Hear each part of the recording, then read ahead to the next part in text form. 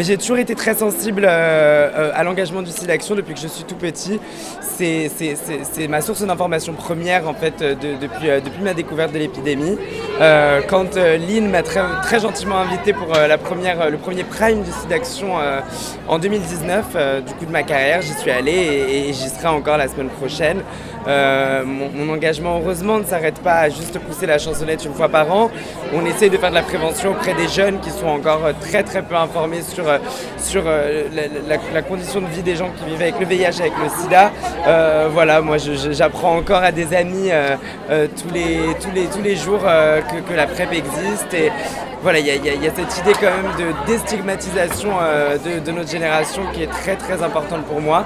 Et aussi de se battre contre les sérophobies et qu'on arrête de vilifier les personnes qui vivent avec le VIH. Et dans quel cas tu as découvert un peu le VIH, les informations autour ? Alors c'est ma maman qui m'en a beaucoup parlé. Ma mère, elle a essayé de... Alors on avait un concept tous les dimanches qu'on peut lire d'ailleurs dans le livre de ma mère qui s'appelle Être mère, où elle en parle. La table des savoirs, c'était un moment tous les dimanches où du coup maman qui est juste là pouvait nous répondre à toutes les questions qu'on avait. Et je lui avais demandé ce qu'était le VIH, je lui avais demandé ce qu'était le sida et elle m'en avait parlé de manière assez extensible. Elle a un souvenir très vraiment gravé dans sa mémoire de mon grand-père, son papa qui entendait à la radio les premières informations de l'arrivée de cette épidémie. Au début on n'en savait rien. Et donc c'est pour ça que c'était très important pour elle de m'en parler vite. Je te remercie. Merci beaucoup.